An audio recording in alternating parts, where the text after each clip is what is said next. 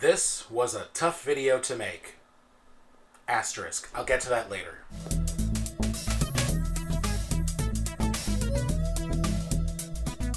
Well, I guess that says it all. How's she cutting, everyone? My name is Eric, and I'm a Mac guy. I started with the 128K Macs in high school in 1984. 10 years later, I owned my first Mac. Performa 636, 33 megahertz, and a CD-ROM. Baller! I started editing with Final Cut Pro from the very beginning, version 1. Versions 2 through 7 contained an Easter egg that quoted me. And a lot of other people too, but I was one of them. And in 2001, Apple.com ran a profile of me. Now, I'm not saying this to impress anybody. Maybe a little bit.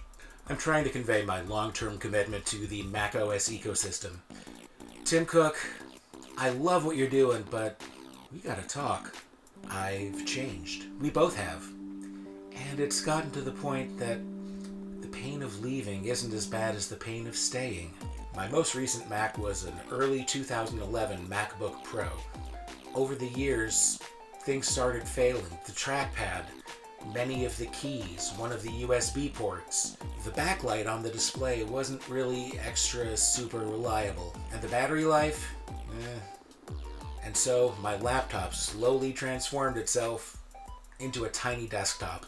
It was time to upgrade, and because my workflow had sort of moved from the coffee shops where I'd been working and into my lovely basement here, I was looking for a desktop. I started hearing about this new CPU series, the AMD Ryzen.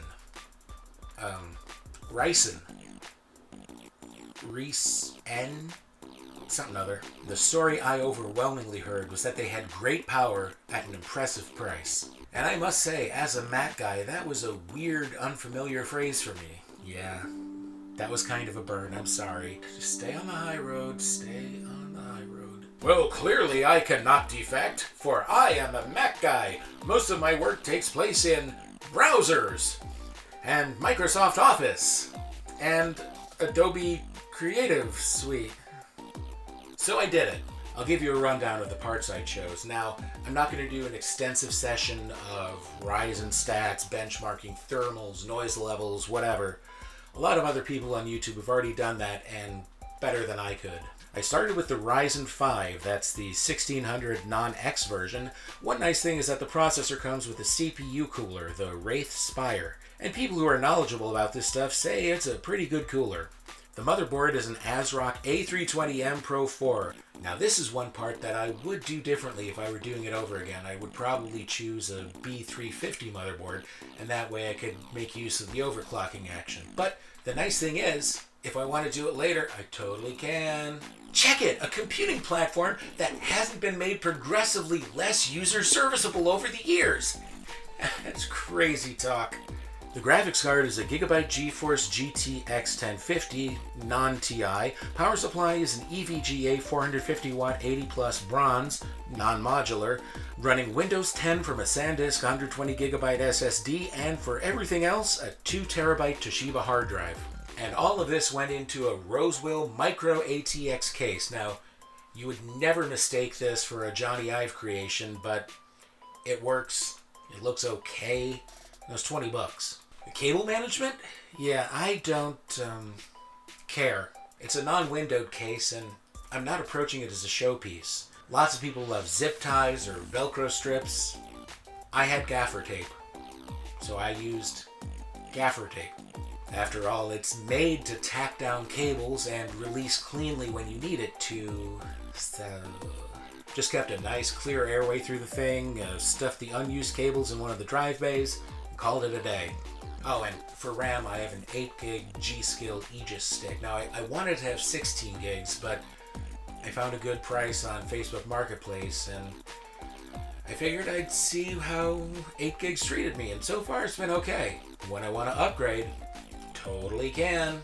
And what did I end up naming this machine? Well, I bought it slowly, part by part, over the course of several weeks, as I could afford each new piece.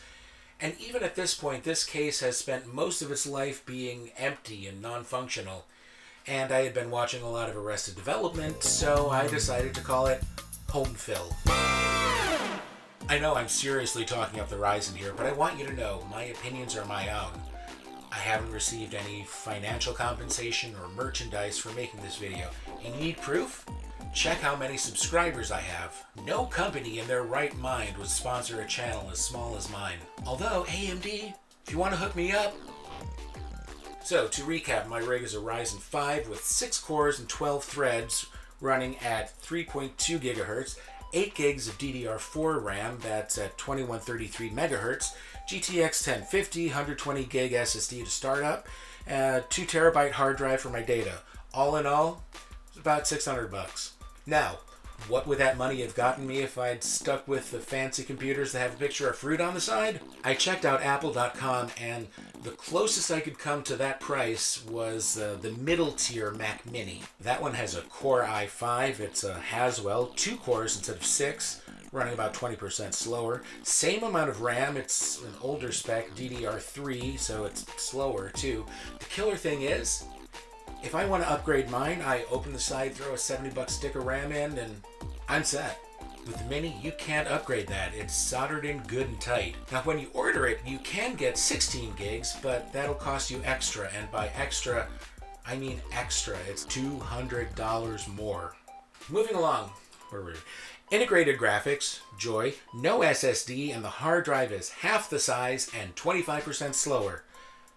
And it costs $100 more. Now, maybe you could look at those numbers and choose differently. I will defend your right to do that. But for me, the choice couldn't be more clear.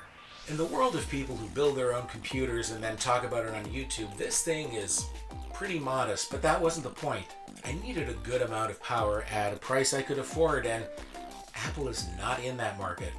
So, to all my brethren, Mac evangelists past and present, I'd love to hear your thoughts on the matter, why you're staying, why you're defecting. Leave it in the comments below.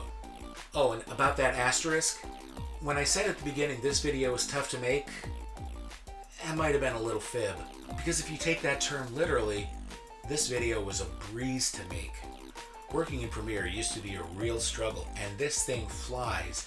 I'm not always stopping to render and breaking my creative flow.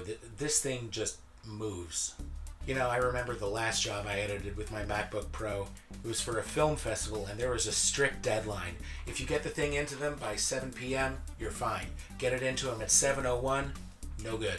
My editing was not going well. Normally I like to mix and match, try different things, see what pieces work together best. And because I knew every time I wanted to swap something new in there, it would break my flow, I was reluctant to do that. More time watching the render bar, time being a really scarce commodity. I was running on no sleep, totally burned out. I was unpleasant to be around in about 5 different ways. Now, thankfully, my wife swooped in at the last possible minute.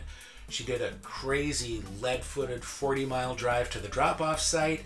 I got it in just under the wire, and now she's my ex-wife.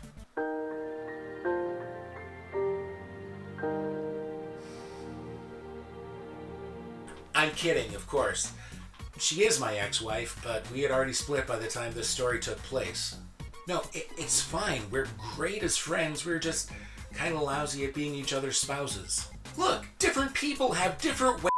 So that's my story, and I would love to hear yours. If you like what you've seen, just hit subscribe and then click the bell. Who knows, I might have even been fibbing about this not being a series.